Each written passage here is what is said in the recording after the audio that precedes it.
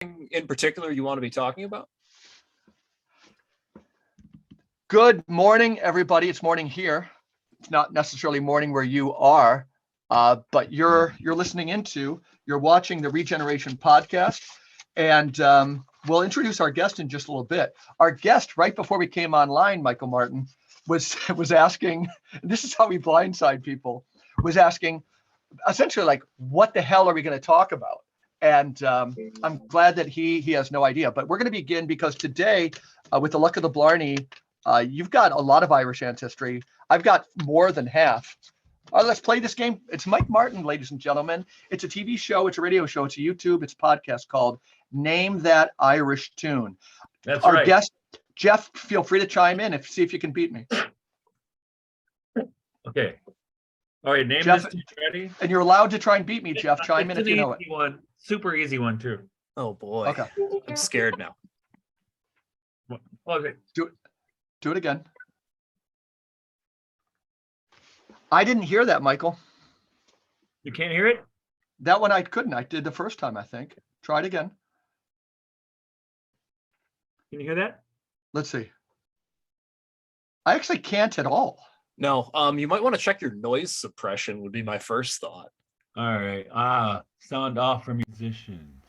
Okay. Or are we playing? I mean, if we want to play hard Can you mode hear and try and identify what you're playing. Oh, there we Can go. you hear it? Yes. The jig, the Irish. Yep. Okay. It has a name. What's it called? We all know the tune. That's a good question. I'm gonna think. What's it actually called, Michael? It's called The Irish Washerwoman. Okay, never heard that It's my title before. grandmother's favorite song.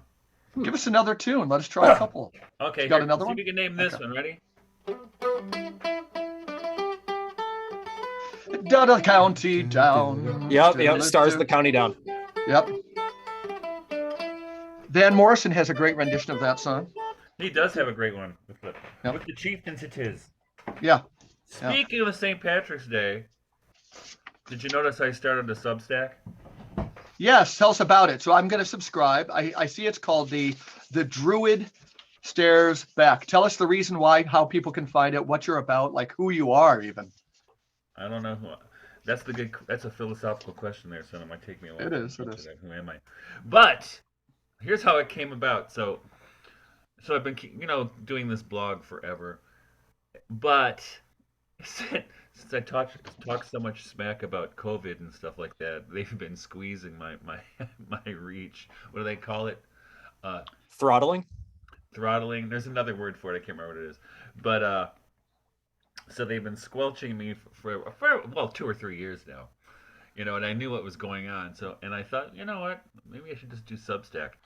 And I thought about it a week or two ago. I may I'll just do that, but I didn't know and had to come up with a cool name, and so I had this whole list of names, and they all sucked. But What were your other possibilities? what were they? I wrote them down. They were so bad. I'm telling you. Couldn't it just have been like the Sophiologist thing? I thought about that, but no. And then I thought about the submerged reality or. That's good. Poetic metaphysics. But I I like didn't it. get too pretentious, so I went with something funny. But the reason being, so a little over a month ago, no, it was exactly a month ago, I published a piece with the American Mind called The Droid Stares Back. Okay, I knew you wrote that article. I forgot the Which title. is about transhumanism and how transhumanism used to be something people thought was never going to happen, and if it did happen, it was scary. Now it's something people are like, yeah, kind of cool. Let's do it. And I don't want to do it. But anyway, I was looking for that on the internet, and I accidentally typed in "The Druid Stares Back," Okay. which struck me as really funny. It's Yeah. not bad at all. And I saw your explanation for it, and it made a hell of a lot of sense. So I figured I'd go with that. Plus, I don't care if anybody reads this Substack or not. I do things to entertain myself, right? Yeah, yeah.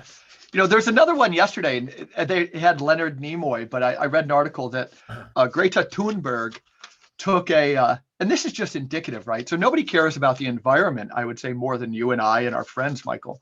But it was a Greta Thunberg post that said, like, literally it was 5 years ago, and it said, like, in 5 years, like, it will all be gone, right? So then somebody noticed that, somebody noticed that her and her handlers had taken that tweet out. And then they had also Leonard Nimoy. I saw that. Yeah, it's really great. It's really great. It's indicative. It's such a joke. Of so much. Yep. That these things, so one is the thing that was never going to come came so damn fast. The other one was the thing that was supposed to come so damn fast is a little more complicated. Right. And speaking of the Druid, you had mentioned in your opening Substack, which I did read. Now I just have to sign on to your Substack. Is you mentioned John Michael Greer, who was on our show. And again, people need to know that when we're looking around at things right now, his main theme, and I think he's right on this, is there's something about human temperaments that when we talk about societal decline, some people think it's going to happen overnight, and other people think it's going to never happen. And he just says, like, look around you. You're in the midst of it now. This is what it looks like, right? It is what it looks like. Yeah. Speaking of societal decline. Oh, go ahead. Oh, so speaking of Greta Thunberg, so this is another. This came up. I think it was this week. And Jeff, you can chime in on this before we introduce it too. I'm teaching one of the courses I'm teaching right now is on writing theory, and I think I mentioned that before, but I don't ever talk about writing theory. I just talk about propaganda and the ways in which persuasion works, right? I mean, rhetoric. So it's kind of a course on rhetoric and how writing is made. So the thing is, one thing in writing theory is they tell you that writing is a communal activity, right? We have a discourse community. And so I brought in some of the writing of, or actually not the writing, but it's the transcripts of the dialogues Dr. John Dee had with some spirits, because I wanted to ask my students if this discourse idea community is an idea, who's the discourse community here? So if you're using a Ouija board, where's your discourse community, right? Right. But anyway, so in relationship to Greta Thunberg, we're talking about persuasive speaking, and the tricks of rhetoric that people use. And so I was looking for something and I couldn't find it. I think I was looking for, remember that Obama campaign commercial with all the kids singing, "Yes, we can." Yes, I do. It was creepy, right? And I wanted to show them that as an example of advertising rhetoric, which is trying to persuade people. But the weird thing with that one is almost all the people in that video weren't even old enough to vote. Yeah. And I would ask them, which of the Aristotelian appeals are they using? Is it logos, pathos, or ethos? And then I said, well, I can't find that. So I pulled up, and I hadn't seen it since it came out. Right. That first Greta Thunberg speech that went viral, "How dare you!" Yeah. Stolen my childhood and my dreams. So I showed them that, and I couldn't help but laugh. It was so funny. Yeah. It's just comical, and I can't believe how many people in our peers. No, and the poor girl, what we're doing to this poor girl, It's abuse, She is cute. I once read an article on another Obama commercial. It's called On the Fall. I forget. It said From Porch Republic, but it was, I don't know if you remember, it was Lena Dunham, the actress, who was really trendy at the time. Oh, she's and she did something, she made an analogy between voting for Obama and like having sex, then making love to the vote. Yeah. It was one of the best things I'd ever seen. I think I'd rather have sex with Obama.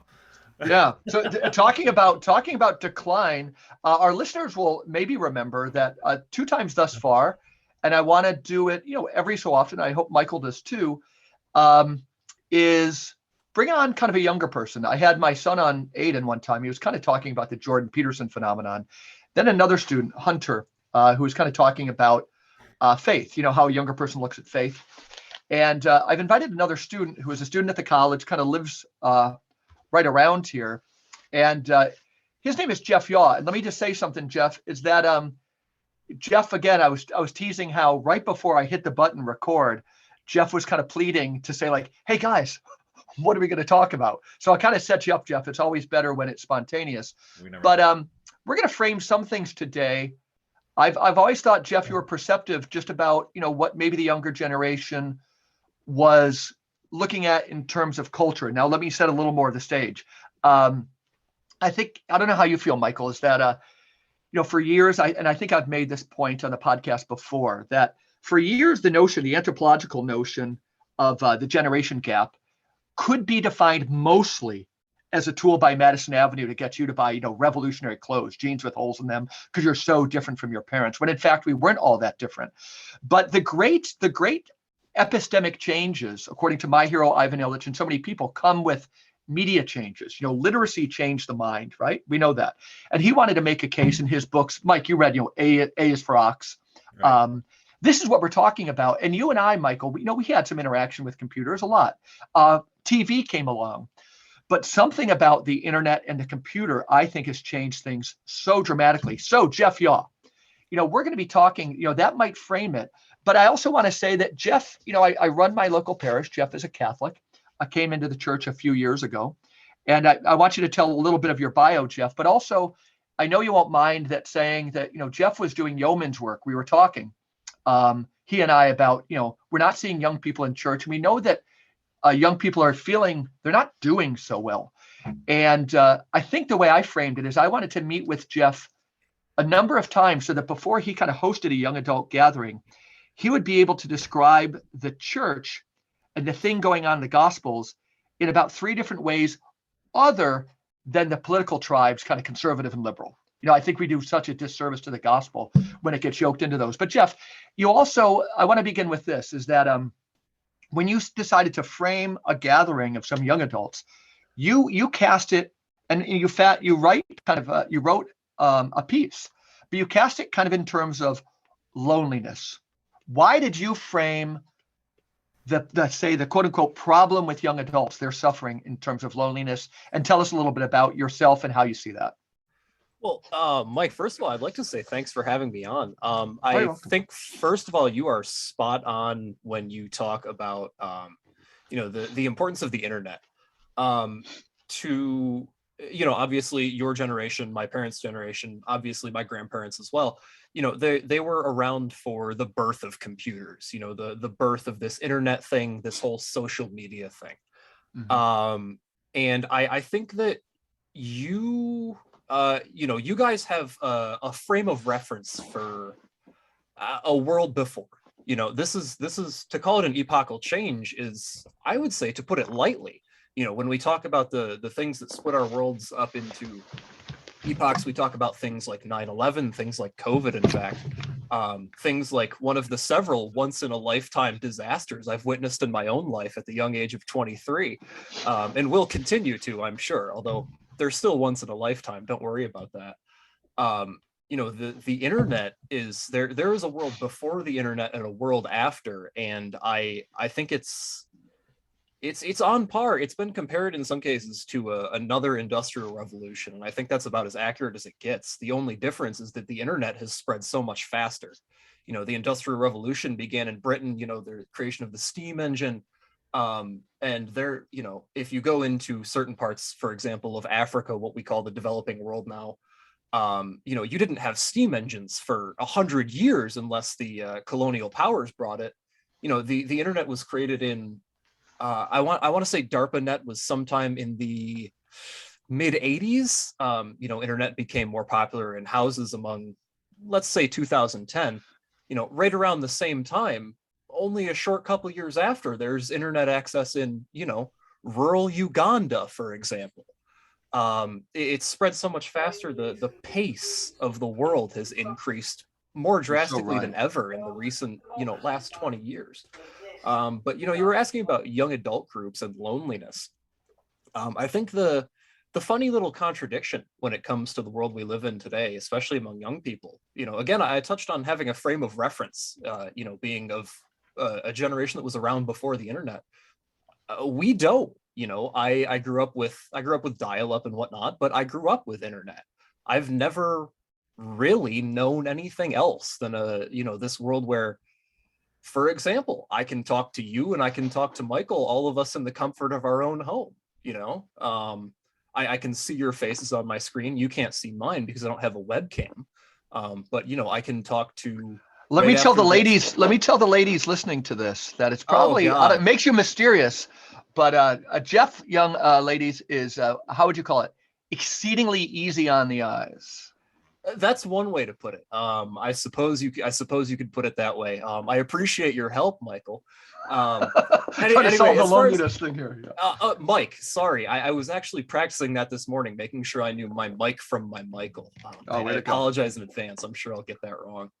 Um, anyway, as far as a young adult group and loneliness, I was reading a study at one point over COVID in 2020. There was a survey of young adults. I believe in this case, it defined young adults as like 16 to 25, which is honestly kind of an odd age group, but it does make sense as far as, you know, these are people in school, these are people in what we might call, for lack of a better term, the social butterfly stage of life. Um, you know, 60% of them at some point reported feeling, I believe the term they used was extreme loneliness on a regular basis. Yeah. And to be honest, I would say that 60% is probably a little low. Um, I would be interested to see, this wasn't included in the study I read, but I'm sure that there is a study on it. It wasn't included how often people felt extremely lonely. You know, people, you know, you might feel extremely lonely once a week, but there was no information on what we might call a sort of background loneliness. You know, Mm-hmm. how do you feel any given point of any given day during the week? And I would say with coronavirus, it's probably higher than ever. I think that a sort of ready-made structure for these things. You know, you mentioned before that you work at the parish. We, of course, attend the same parish.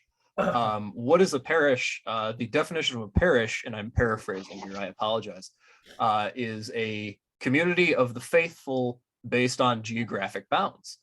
And the problem that I've seen among the idea of a parish is that a parish is not, in practice, at least in most places, a community.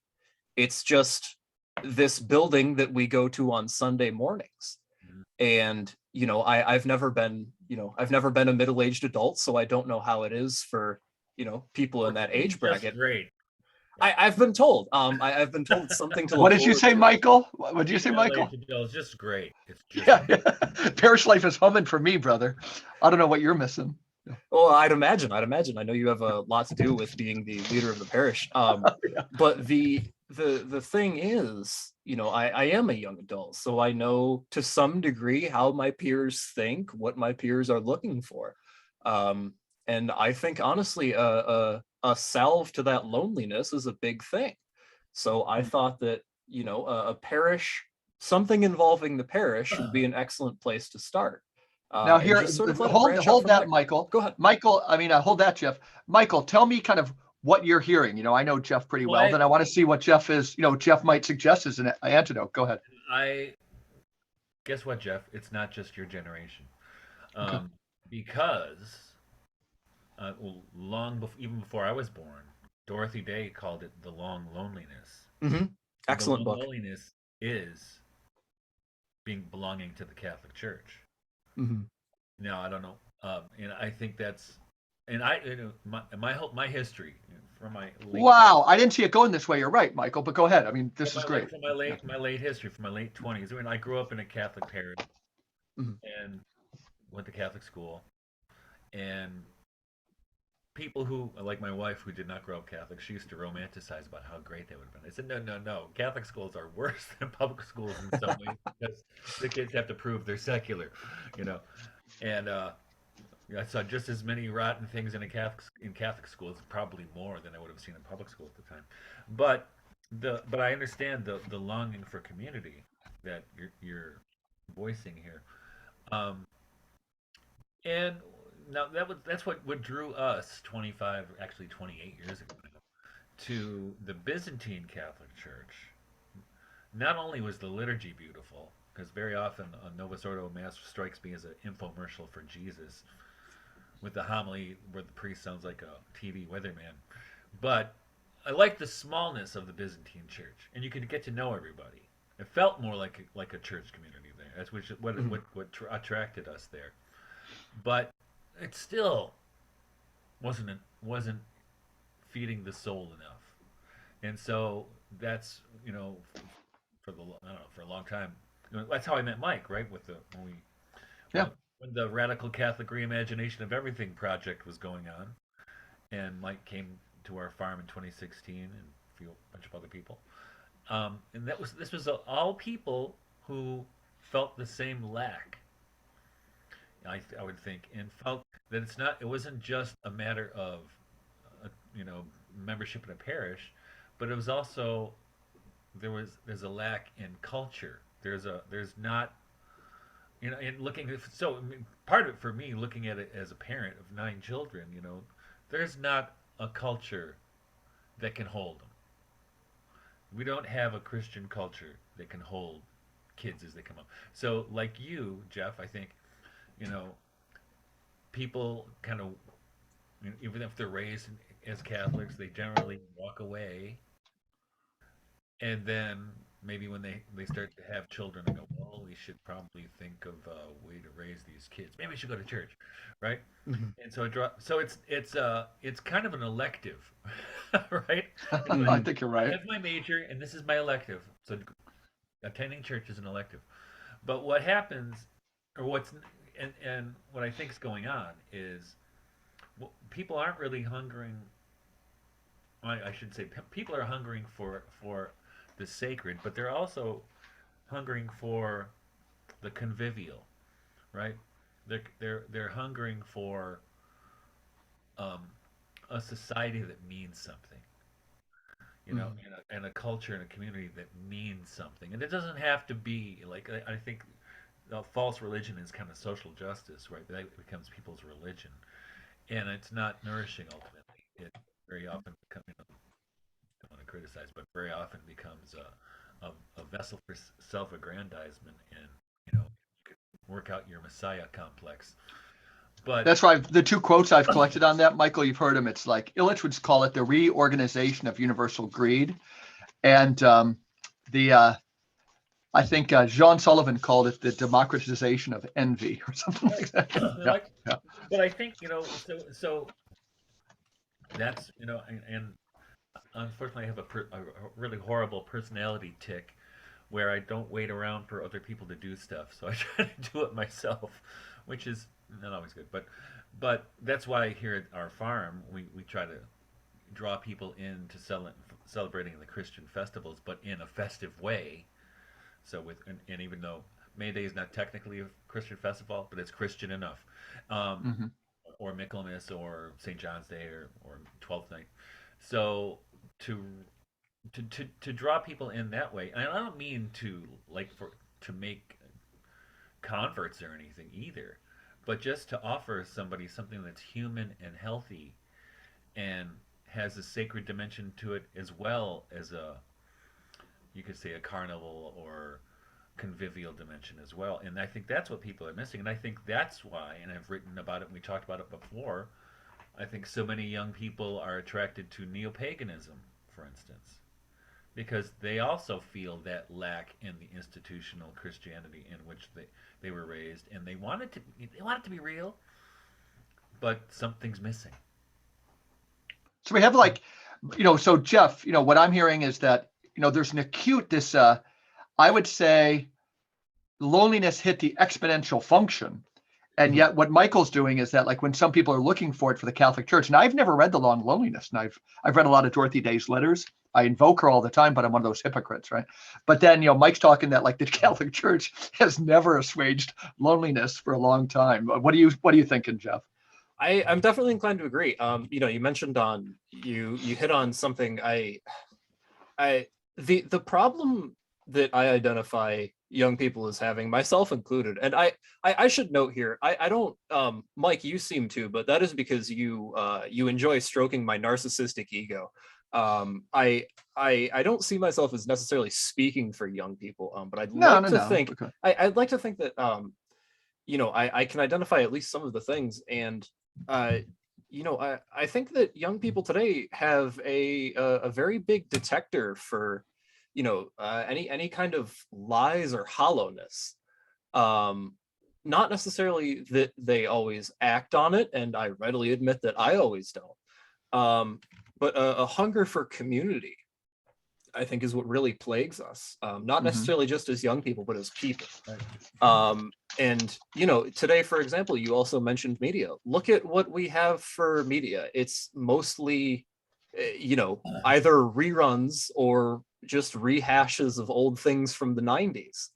And that's not necessarily bad. I'm not going to say that I don't enjoy, some of these remakes and whatnot. I saw the new Batman movie, and yet I remember seeing The Dark Knight when it came out. I enjoy both of them.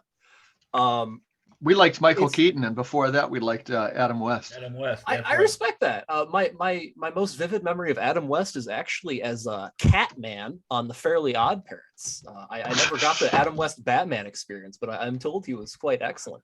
He was great. Well, it was campy. It was any. Oh, Though absolutely. he did get a little paunchy in the third season. Just got. Wow, who amongst us? Were I a rich man with Adam West money, I could easily see myself becoming rather paunchy as well.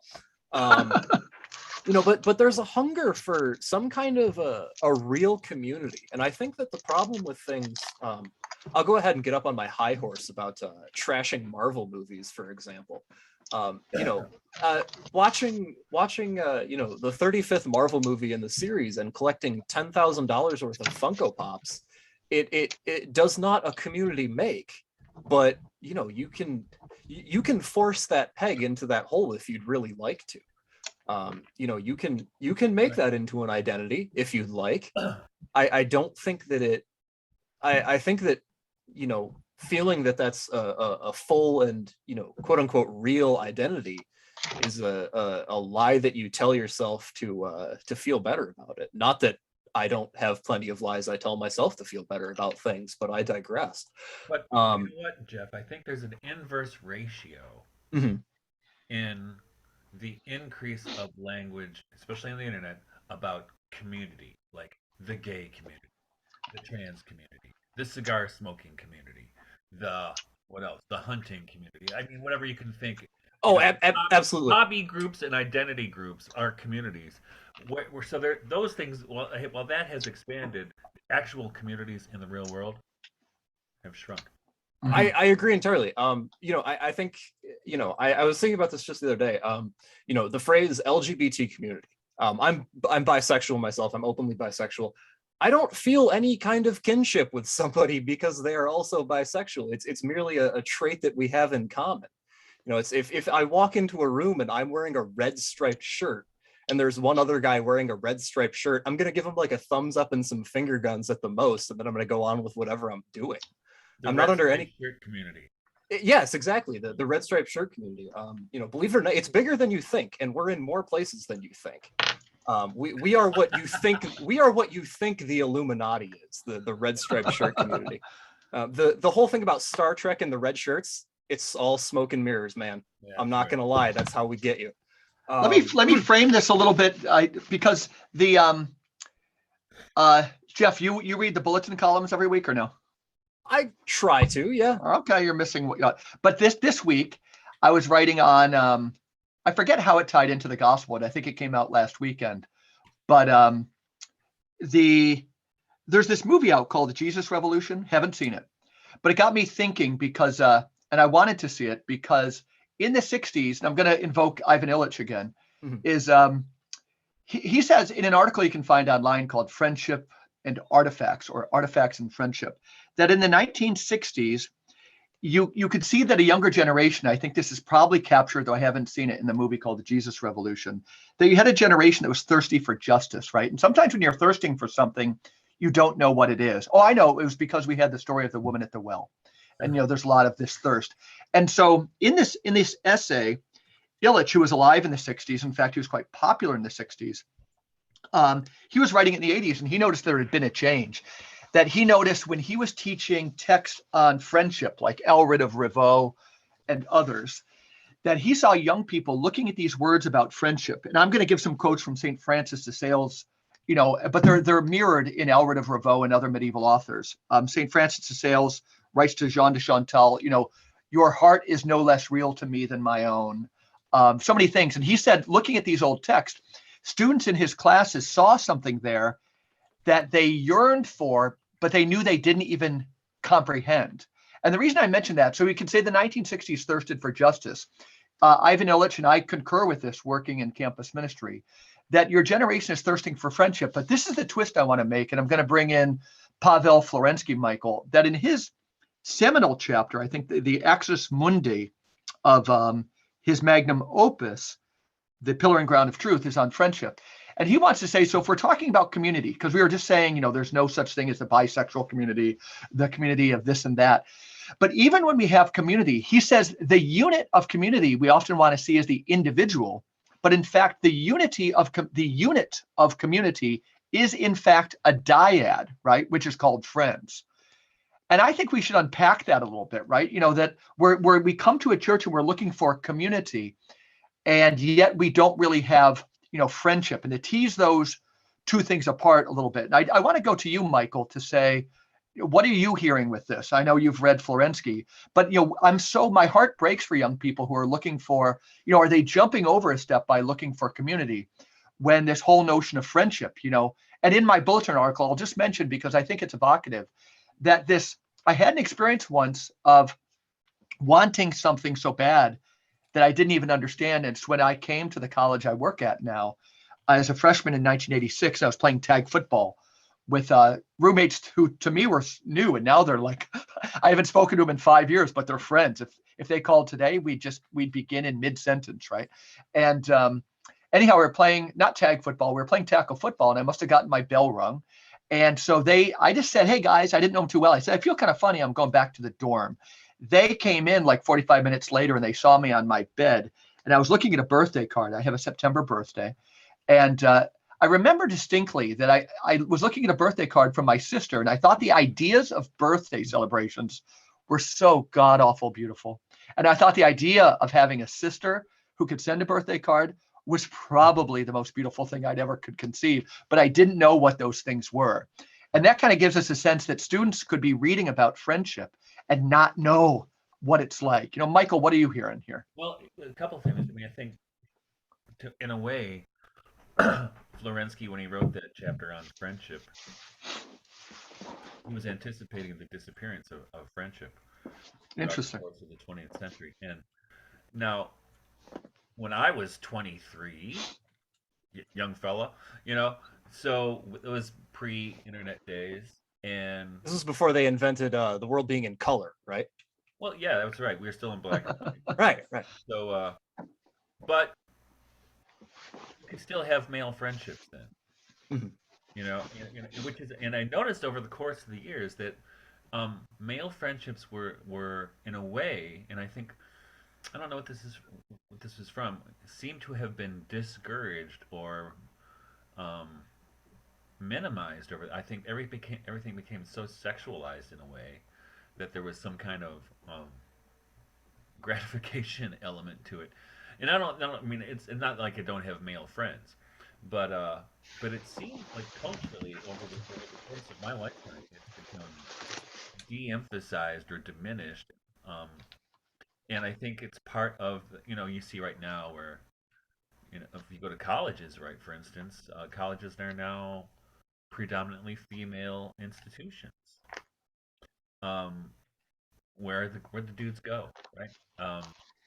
Very often, most of my classes I teach are mostly women, and strangely enough, um, so I think that's part of it. I think friendship is de-emphasized, but we have a lousy vocabulary for love and friendship in these words, right? Now, I often, almost always in every class I teach, at some point bring up the different Greek words for love, right?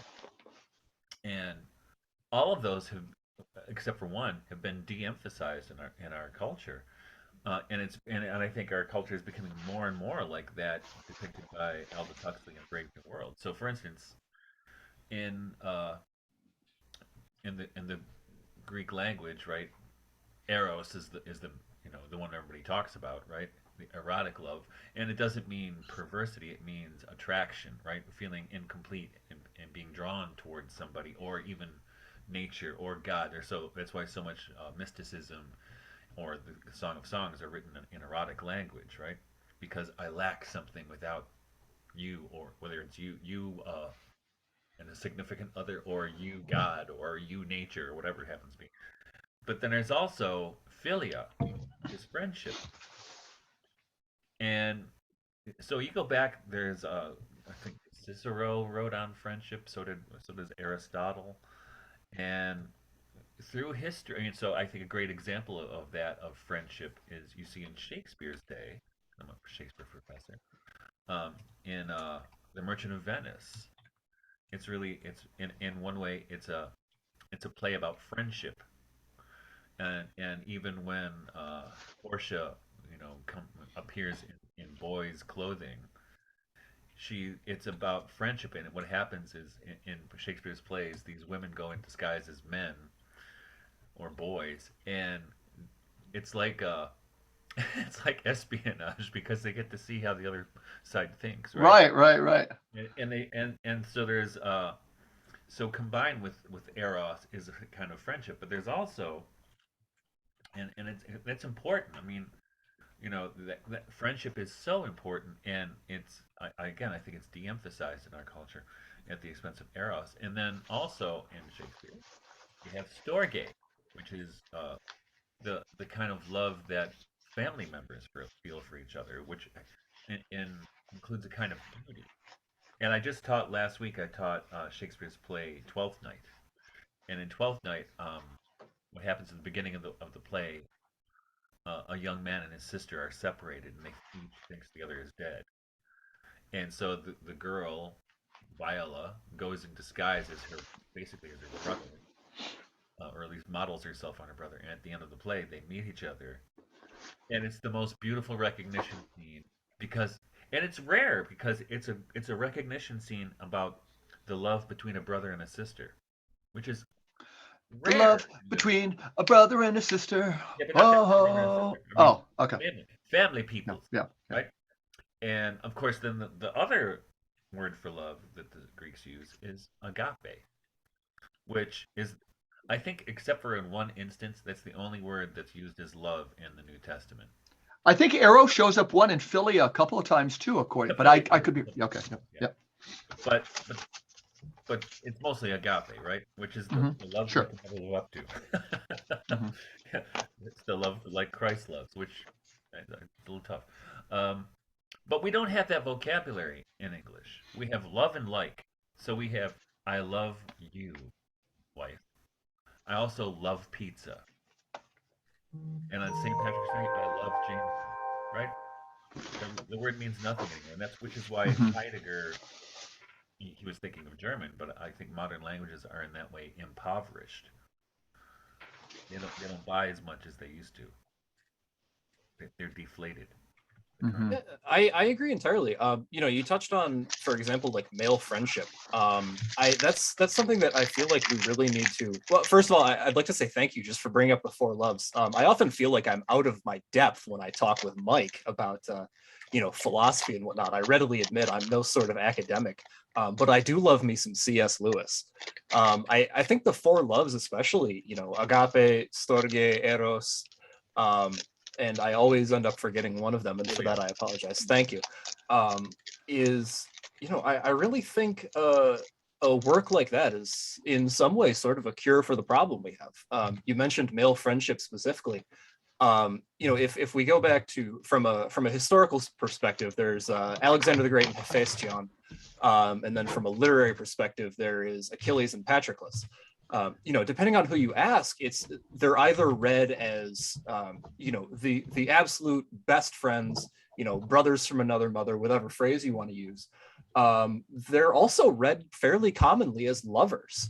And I think that focusing on one at the expense of the other is a bad idea. I think that the first thing we need to do is admit that these multiple forms of love exist. To only say that no, Achilles and Patroclus were lovers. There was no sense of, brotherhood between them is ridiculous. And similarly, I think that to say that, oh, they were brothers, they never felt any sort of romantic love for each other, I think to dismiss that possibility is equally ridiculous.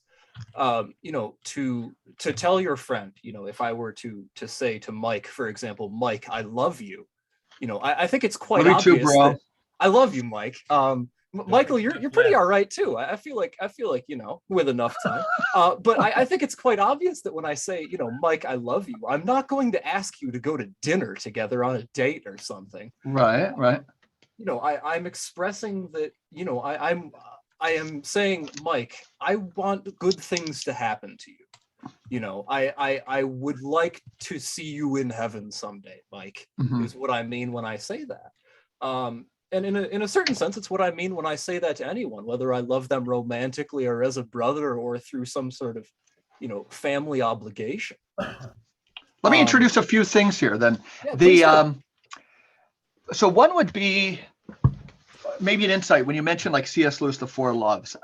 One line I kind of remember from it, and I wouldn't know it exactly, and which even form of love.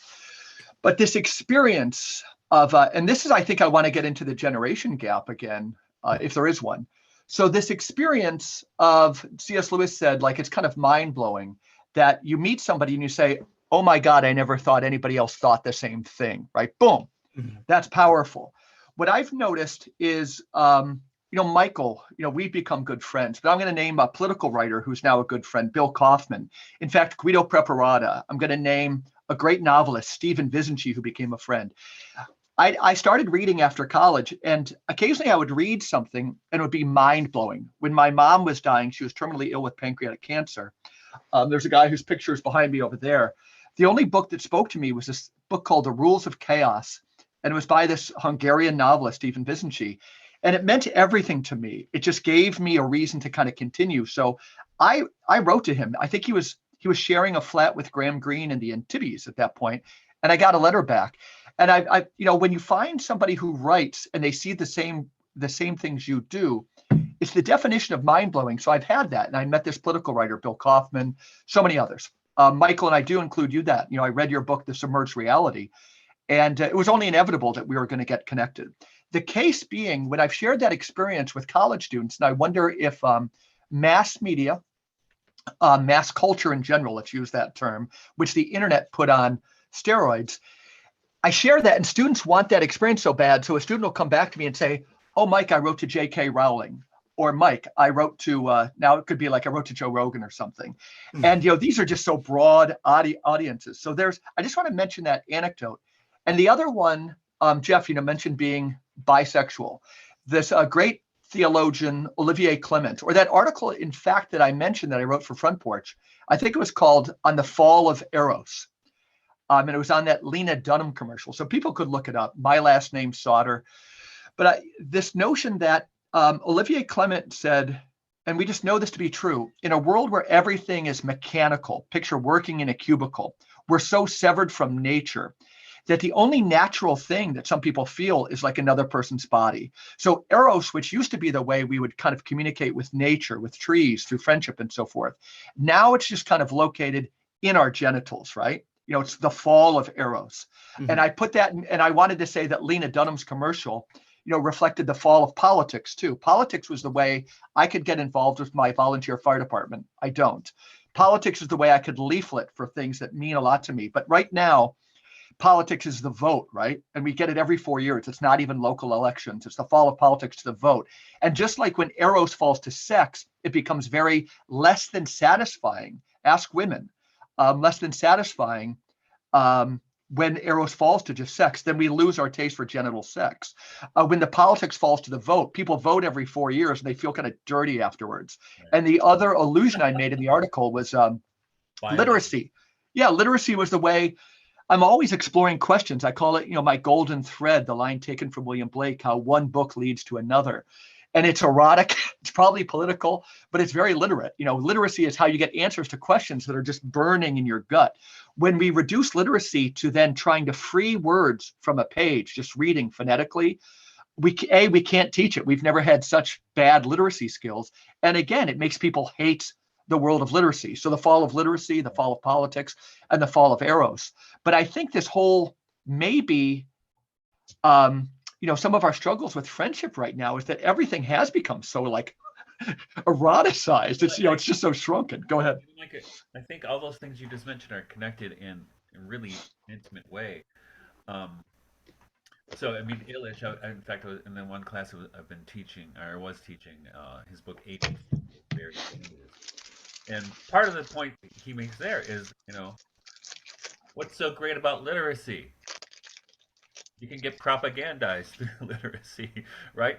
Which is what Sure, sure, yeah. it's primarily what it's used for now. And then it just in a way just big section in that book is about the oath and how an oath used to be something you would swear on your sword or on your family's name, but then it became on the Bible, on the written word, right? Or then it went from that to a contract. Well, remember, the origin of testimony comes from testicles. Right. You would hold your balls, a dude would, right? And a woman would threaten to cut off her hair. She would say, on my hair or on my testes. Yeah, you're really taking that seriously. Yeah. But I think it's, I think if you look at it, I mean, and I always tell the students, whoever rules the dictionary rules the world. Trust me. For sure. And because we've seen that over the last couple decades for sure how that works. And but one of the things I think what you're getting to is what's happened because everything in our culture is not just erotic but rhetorical, that we've been hoodwinked into thinking people are, I mean, I'm talking male and female, that they're like cars on an assembly line with interchangeable parts, right? Where there is no intrinsic quality to maleness or femaleness. And we know from our own experience that's baloney, right? And so I asked the students last week, I said, what are male friendships like? I said, and I just told them my own experience. I said, for me, male friendships are kind of project based. Yeah, quite often. Do things together, whether it's have a podcast or, or work on cars or go hunting or it's kind of project based. What are female friendships based on? Because I was asking them because it was mostly women in the class, right? Is it project based? And they were saying, no, I don't think it's project based. It's more conversation based, which is interesting, right? It is. It is. But the main thing in the friend, they might go shopping or do other kinds of things, but the main deal is sharing thoughts together, right? Or even gossiping, or whatever it happens to be. It's more in the realm of spoken language. Where men, it's not usually like that because I was just telling them. So when I was a musician, we were opening up. You're still a musician. You're still a musician. Well, when I was making money at it, we were opening up for some band. I can't remember who it was. Kind of a big deal. Pink Floyd. It was. It might have been the Little River Band, or it might Oh, have been cool. Lords of the New Church. I can't remember. But in our dressing room, there was this ladder against the wall, and I just goofing around. I saw I'm gonna climb the ladder, waiting to go on stage, and I climbed up there. Happened to look over into the women's bathroom, and I was 20 or something. So I'm looking, and I tell the guys, I come down the stairs, I go, they're not like us. You're 20 years old. And he there goes, what are you talking about? He goes, we go to the bathroom, we go to the public restroom. We're like, you don't even look at another guy, right? No. We don't have small talk. But I look over there, and the girls are like, "Oh, that looks so good on you. What's your name?" And there's this whole, and I come down and like, wow, this is culture shock to me. It's a different world. It's a different world, and I just peeked into a different world. Mm-hmm. But I think we don't acknowledge those kinds of things. And because we don't acknowledge those kinds of things, what happens is in our rhetorical world, it's flattened everything. Flat, friendships, male friendships, female friendships, male, female friendships, flat. It's flattened. And Jeff mentioned the Industrial Revolution, which they would say all of a sudden when you put people on an assembly line, you took away gender, and everybody wore jeans, and they had something different under their jean crotch area. But and Jeff, you mentioned the Industrial Revolution. What are you hearing? I definitely agree. I think especially what you said about it, getting rid of differences. I think that's a very good point. And especially today, I mentioned the internet as a sort of the next great I don't want to say industrial revolution, but the next great, revolution, like an industrial revolution, the information revolution, whatever you'd like to call it. It's sort of, in a sense, it's a radical equality. If one of the things I enjoy learning about, because to put it bluntly, I was given unrestricted internet access at an irresponsible age. I absolutely should not have been, as many of my peers were. But so I sort of saw an internet back when it was a Wild West, sort of. I'm a little young to have ever been on like the Usenet or anything, or bulletin board systems. But I remember when the internet was more than just 5 corporations in a trench coat. Back when there were more sites beyond YouTube, Google, Facebook, and Twitter. And before there was get involved, right? Yeah, exactly. Right. Before it all became one great big mind-washing grift. Back when we used to wash each other's minds, it was more fun. But there was a sense of radical equality about it. There was an old phrase, on the internet, nobody knows you're a dog. You are the same as any other anonymous poster on the internet.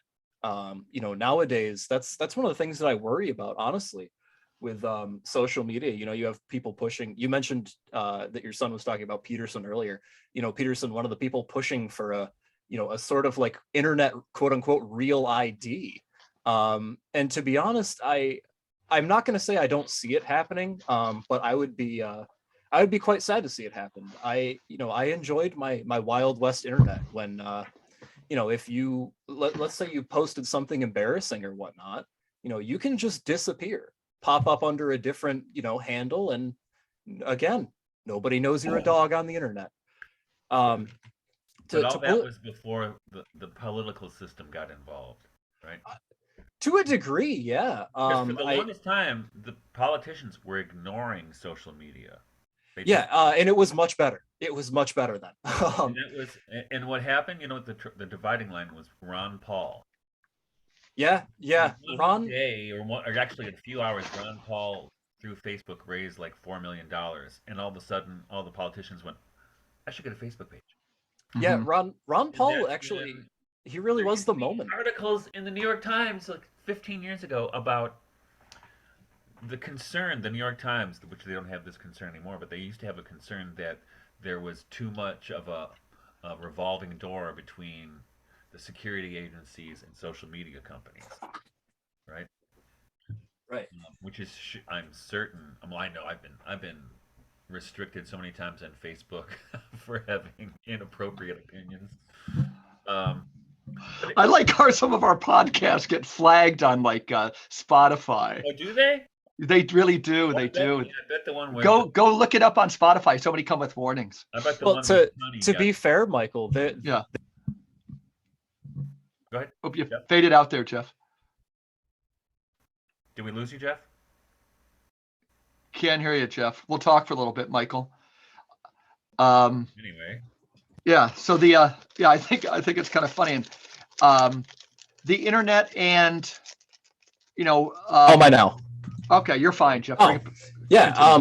Well, you're absolutely correct that they don't report on this revolving door anymore, and that's because they took a sledgehammer to the door, and now it's just a hole in the wall. Yeah. And in fact, I don't know that the wall is even there to begin with anymore. Well, I'm sure I don't know if you caught that hearing. Was it last week about the Twitter files? Yeah, I've been following them tangentially. But the hearing in Washington, they were talking to Matt Taibbi and Michael Schellenberger, I think his name is. Mm-hmm. Yeah. And it was shocking to me how the Democrats were ripping into, I mean, really casting aspersions about those guys, about their characters, Hmm. and actually they were they were anti First Amendment Democrats. It was stunning to It's watch. all gone. It's all happened. Right. Right. It was stunning to watch. Hmm. Which and I had this conversation many times. I mean, in fact, I just saw what's his name, Peter Hitchens, Christopher Hitchens' brother, British. He's a journalist, and he's Chris. Sure. Yep. Yep. He's a Christian. He posted a speech by I can't remember her name, but she's a Irish member of the European Parliament, socialist. I I've think, seen her. I know who you're talking about. She's and yeah. she was tearing it She's a up about firebrand. Yeah. people, about all the deaths in Ukraine and how those armchair generals in the EU just sit there and send people to slaughter and how it's unconscionable, which is used to be the standard left position, right? Hmm. It's not. The left, I mean, at least in this country, the left are neocons, basically. And Right? what is amazing is the psychological revolution. So we've mentioned that many times, Michael, the Overton window and the things you and I both stood for, now seen as like wildly conservative. But this notion that that the people who are buying into it still feel so righteous. It's you sadly had to miss the conversation, and I forget if we did it well, but it was with Guido Preparati, or Power is Out. And we were talking about, I forget what we titled it. It was the most recent one. Oh, it was on the techno structure. But in his writings, he finally gets at this notion how you can feel so self-righteous. It's where the church is kind of failing. This notion that we just feel so good about ourselves. Yes. And the fact that, we're so atomized, we're so mind controlled, and we just feel so chosen, right? And one of the ways we get at it is this notion that's ubiquitous now is that because I know in my heart I could jump in front of a car to save my daughter, I must be like a really, really, really good guy. So it allows me online with anonymity to actually feel moral when I've been disembodied, when the person I'm talking to is not a real flesh and blood person. Right. And it juices our morality to be on there the more disembodied we get. So Jeff, tell us. Oh, go ahead. Since we can't see him, might really be Chat GPT. Yeah, I am actually, in fact, I am Chat GPT hooked up to a voice modulator. That's great. It's the whole empty internet theory about how there's only about a dozen people on the internet is actually true. I'm one of the bots. Tell me, Jeff. Let's shift this a little bit as we kind of get closer to winding up. Yeah. So again, you're a young person. I think this has gone really well because we've kind of we've stayed on the themes of kind of loneliness and friendship and so forth, and those things that work against friendship. Again, just going back to you as an individual, not even as a representative of a group called young people. What do you think you're looking forward to? What do you think could be done? They say like young people just aren't voting. I get that. I totally get it. And we can reference Dorothy Day there. Do you have hope, and is there a reason for your hope, or like where do you think things are going? I'm definitely hopeful for the future. If for no other reason than I have to be, just who I am as a person. I'm relentlessly optimistic about things, even in the face of utter abject horror. If nothing else, I'm confident I'm comforted by the fact that all things eventually crumble, including evil things. Eventually there will be no more Meta Corporation. There will be no more Amazon. Everything falls eventually. Well, how about this too? But it's you're Michael, he's a self-described doer. You and I have had many conversations in our office. Michael and I both reference people like Owen Barfield, good friend of C.S. Lewis, certainly Rudolf Steiner. But and I think part of this podcast is premised upon the fact that 2,000 years after the incarnation, that this kind of, this Catholic Church, this kind of lachrymose piety, coming into church and praying that things just go better, maybe is even less sufficient than it used to be, if it was ever sufficient. But right now it's almost laughable. Jeff, you're aware, because we've talked in our office that and people have heard it on this podcast, that 8 out of 10 guys who want to join the Catholic Church, they're probably suffering because of the anxiety from some form of like OCD. So what we're doing is we're the church could now be seen as siphoning off like energy that could be put to something productive and change wise to kind of like going into the ark of St. Peter and almost magical thinking. Do you see that in your generation? Do you see it in yourself? Do you think Michael and I are wrong to be barking up this tree? I want both of you to kind of respond to that question. It's a personal question for me. No, I think there's something to it, definitely. The other side of that coin that I mentioned though is, you said, prayer alone has, it's not always enough. And that's also my comfort though, is that there's always someone willing to do more. How many millions of crises has the church survived? I'm not saying that, any individual person I know is going to be the one who, speaks truth to power with the exact words that are needed to perfectly reform the church and make everything get fixed, or with any institution. I'm just using the church as an example in this case. But there's, to look back through history, there's always people eventually who are willing to do whatever needs to be done. Part of the reason that I think we're more pessimistic about it now is because of the internet. We have this ability to communicate with everyone, to hear that everyone is feeling this way about, it sucks, I'm scared. I'm scared too. If you're not scared, I feel like there might be something a little wrong with you. Things. Oh, still here? Okay, sorry. I apologize. My system is a little jury rigged on an old frayed USB 2 cable, which I'm really not sure why I still have. But that's just the way things go. Sometimes I just refuse to buy new things. When you're actually with us, Jeff, your voice sounds crystalline and perfect. So go ahead. Excellent. I've been told I have a voice for radio and a face for radio. What are you hearing, Michael? And Jeff, when you come back, pause for a second.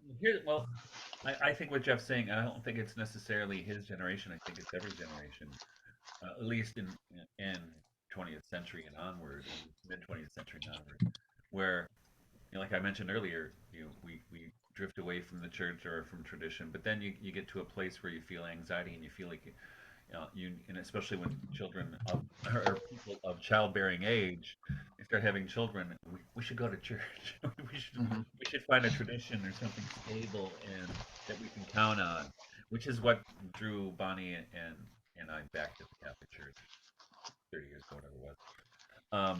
But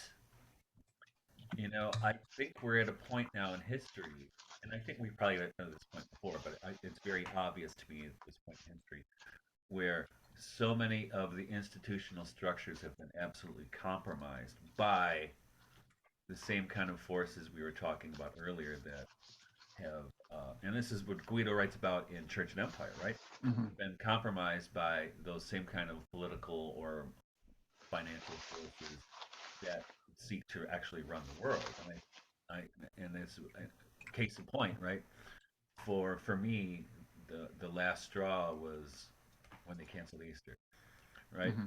So, and that was, I was like, this is nuts. And that one, not only the canceling Easter, and then the Pope saying it's an act of love to get the vaccine.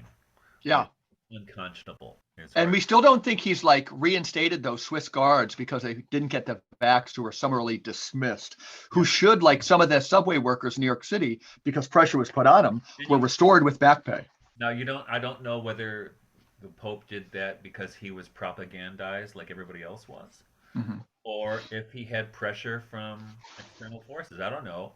Yeah. But whatever the case, if he became, and when he first became Pope, I wrote this thing that went moderately viral about Laudato Si that I did for Archer Rossman, who hates me now. Why does he hate you? I don't know why. If anybody knows, let me know in the comments, okay? Okay, yeah. I have no idea, because he was supposed to come over here and spend like a weekend with the family. I don't know what happened. Yeah, he was kind of barking up a similar tree as me, as this Rabelaisian Catholicism. Yeah. Then I think he got that editor gig, and he just had to protect it or something. Well, that's what I think. Probably what he got mad about is, I was just joking around. Tom, I said, I miss the old you. But okay, yeah. I think that was the last straw for him. But anyway, going back to the church, right? So, and I think I can can't wait till Guido's book comes out, Church and Empire. People buy this book, um, and because I think he's right on the money because they're and it's not. And Jeff, I can send you a Samsi dot I think edition. Go of ahead. the Yeah. church, and I think we all have done this. We say the church isn't really in the institution. Yeah, but we act like it is, right? So I have made a concerted effort over the last few years to not think that the church is the institution, Hmm. which that calls all kinds of things into question, right? So for a person like me, it's not easy to get Right. this to go. It's like going through a divorce in a way. It's not easy to do that, but I think it was to be intellectually honest. I had to do this, and it's allowed me. And I think the same thing happened to Guido. He used to teach the Gregorian, right? Yeah. Yeah. Well, I think he went through the same thing. I mean, to be intellectually honest and to be a faithful follower of Christ, I think you need to be honest about what things are going about Hmm. what's in front of you. What would be your favorite way of phrasing it? For myself, I'm obviously in.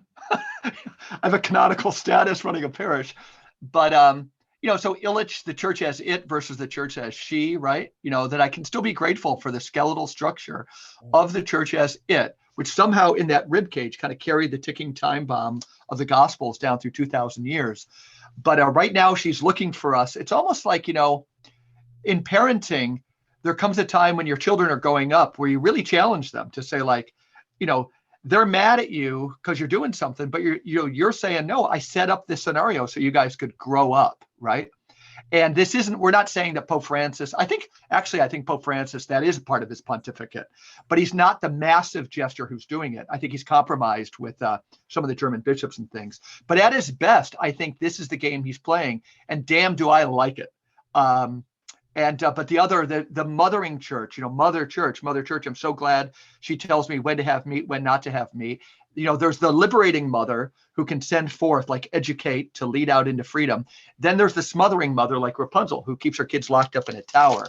Right. And every individual Catholic now, it seems to me, has to see what type of relationship they have with this kind of parental institution. Right. Well, do you know Mary Houghton? What's her first name? Rosemary Houghton. Yeah, she's great. The Catholic thing, right? Yep. I love that book. But her description of what you just talked about was the Mother Church and Sophia. Okay, right. And Sophia is the enlivening agent in there. You must have been spellbound when you saw that chapter. There's a couple of books. I didn't read it until after the submersion. I know. And I think it's like we've had a couple of times where independently we found ourselves reading the same book. We were reading that independently, had never mentioned it. I had known her book on the transformation of man, but all of a sudden the Catholic thing had come into my I saw it at a used bookstore. And then when I saw that chapter, it was blowing my mind. And then you wrote about it too, but it must have blown your mind more than mine. It was encouraging, because you think you're nuts. Yeah. You think I have really crazy thoughts that I got no one to relate to. And then all of a sudden out of no place, wow, okay. She's up there, Dorothy Day, von Hewick Doherty, and Rosemary Houghton. We just need, when we're looking for the women who are pioneering this kind of sophiology, they're doing. Jeff, are you with us? Yeah, definitely, to a degree. Okay. The one thing I was reminded of, the degree I was worrying about was electronically with your USB cord. Oh yeah. I'm still here. I'm still here in a more literal and metaphorical sense. Okay, good.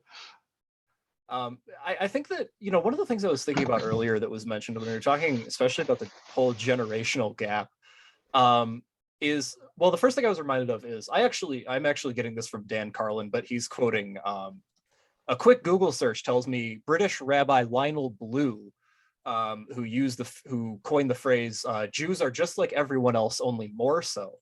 Carlin is a historical podcaster. He used it in reference to the Japanese during World War II. But I think it's actually something you can apply to young people today. We're just like everyone else. We're just like every past generation, only more so. Interesting. And I say that meaning, really, I think a lot of these behavior patterns you can find if you really look through every generation through human history, really. It's just that now it's so much more intense. I would say that, in any culture, there's always been a sort of around this age, a sort of like finding out sort of who you are, as a person. Except nowadays, unlike in the past, we're able to broadcast it to everyone in the world. I can broadcast to everyone in the world that, I'm struggling with these feelings of X. And all of a sudden, unlike previously, you're open up to the input of anyone, people you've never even heard of, people who you could go your entire life not knowing about the existence of, and live and die a happy person. I don't know that having all of that input is something that we are necessarily like tuned for. I think we're dealing with something that, in human history has never been addressed, and that is, what if you get too much data? Right. He always talks about joint renunciation, right? Like your whole generation's going to have to like almost agree to some joint renunciations. When this idea of limits is going to be so huge for you guys. But go on.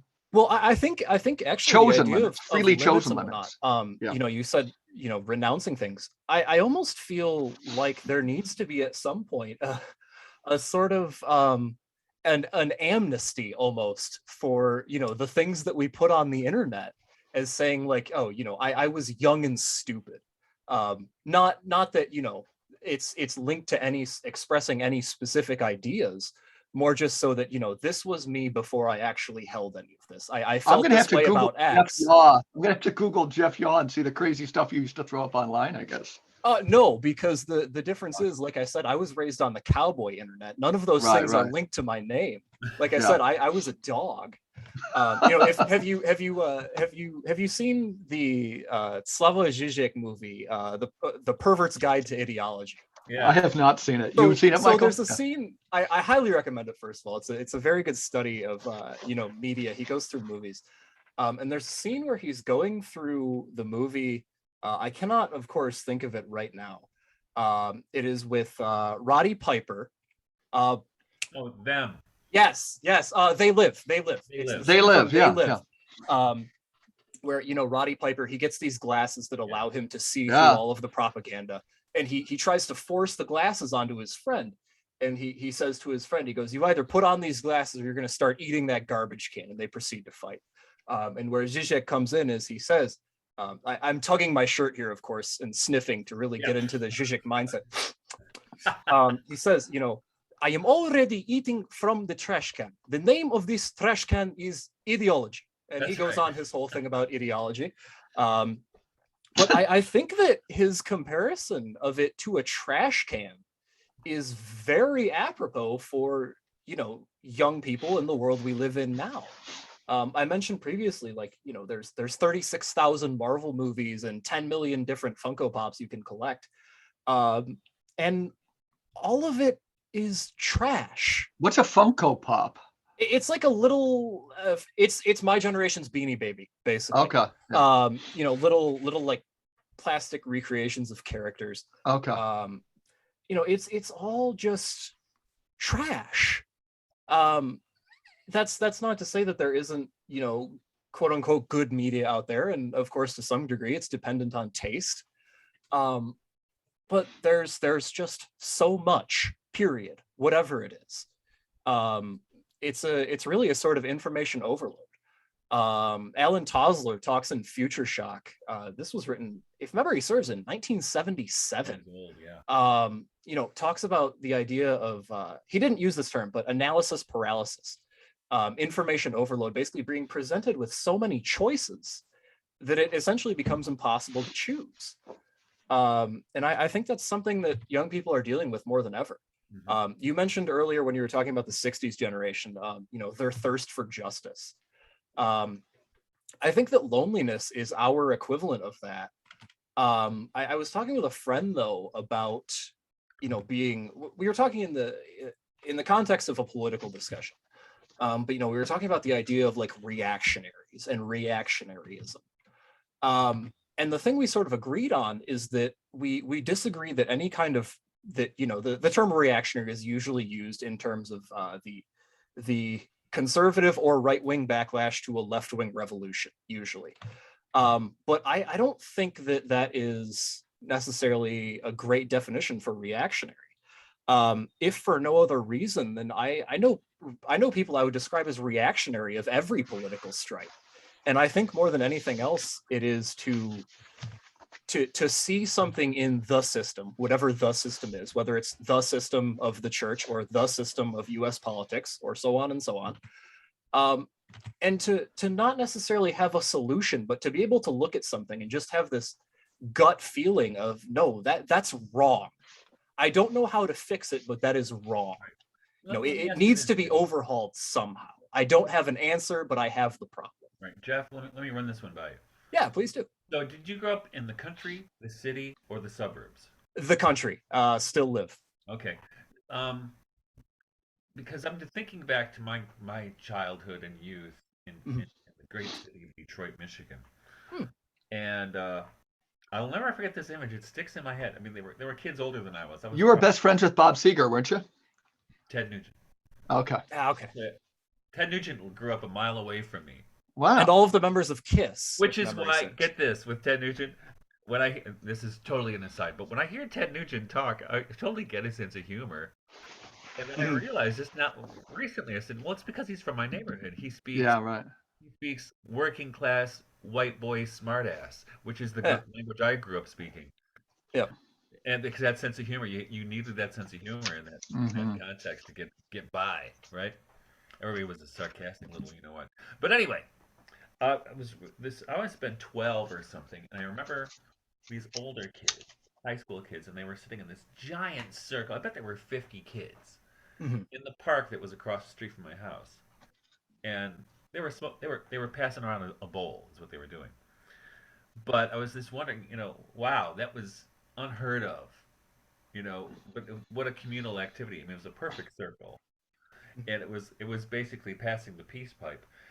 Then I compare that to the world my kids grew up in, and that you grew up in Jeff, that with play groups and organized sports. And when I was a kid, and I don't know, it's probably happened with Mike too. I mean, I was basically feral between the hours of if there was school, 3 and 8, Feral. or if it was the summer between 9:30 and when the street lights came on, I was feral and I would only stop home for meals. And we were all, we would throw together baseball games, or nobody played. There were organized sports, but most of the sports we played were just like, you have a guy in left field, a guy right field. We don't have another guy for left for center, so we'll put my dog out there, right? But it was much more organically social, that world, and my kids don't experience that. It's and I have to think that.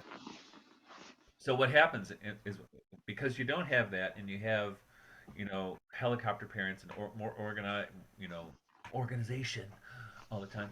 But the other social outlet is the internet, then, right? Which is what you said. You're spending an inordinate amount of times on the internet. So the times where you should have been, or anybody would have benefited from being out in the actual world in the fresh air, has been replaced by this virtual reality that we're all conversing in right now.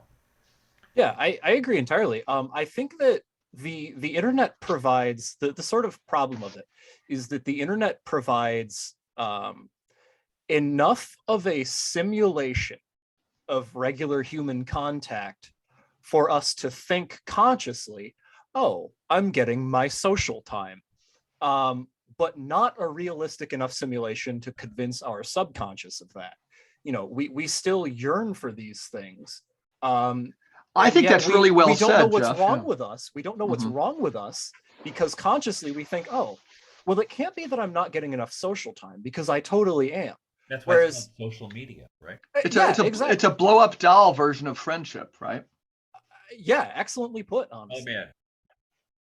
Sorry, Mike. Did you see that thing that was on the internet this week? I did. Guy from Michigan. I hate to say it. Oh, that thing that was on the internet. Wife, and now he has a blow up doll daughter.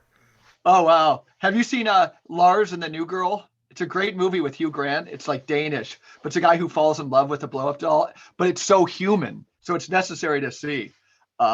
Lars and the New Girl. If you ever get a chance, Michael, you were just mentioning them or these movies. It's a great one.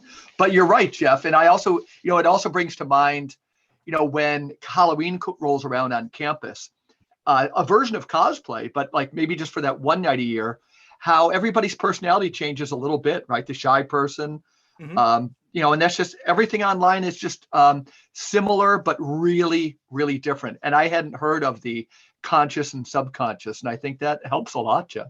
Yeah, it's just like every generation, and it makes you more alone, right? Yep. Yeah, just like every near generation. miss is, yep. Just like every generation before us, we are a bunch of monkeys sitting in a circle, throwing our own excrement at each other for our own entertainment. But the difference is nowadays we can't tell who's throwing what, and there are so many more monkeys. Yeah, and there's just so much more. And some of those monkeys are in the FBI. It's true. On that note, Jeff, I can't thank you enough. You know how much time I gave him heads up, Michael? Less than 24 hours. And I texted Jeff, he's between jobs right now. And I said, hey, Jeff, what are you doing tomorrow? He goes, not much. How can I help? I said, you're the next guest on the Regeneration podcast. And it was really cool, Jeff, that you were willing to do it in such short notice, willing to do it kind of blind coming in. There's no sense that we were trying to spring something on you, but I wouldn't have known that this thing was going to shape itself crystal-like around themes of friendship and loneliness. So good. Michael, I think you would agree this is a great conversation, so I can't thank you enough, Jeff. Yep. Thank you, Jeff. Mike, it sounds like you're going to take us out with some music before the closing music. I'm going to drop one more Irish tune. I'm ready for it. It's been a while, and I milked a cow this morning, so my fingers is a little swole. But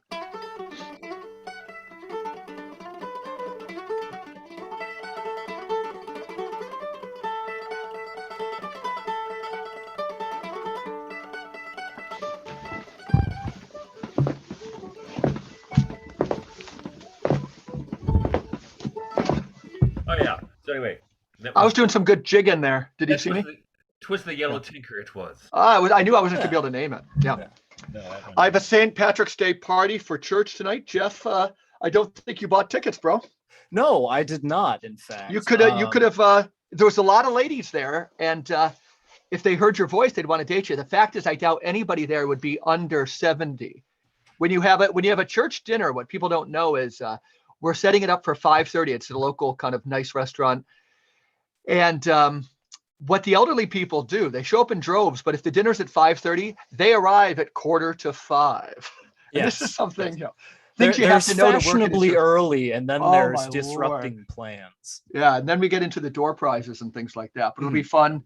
We had the dispensation for corned beef and cabbage. Michael, how are you celebrating St. Patrick's Day?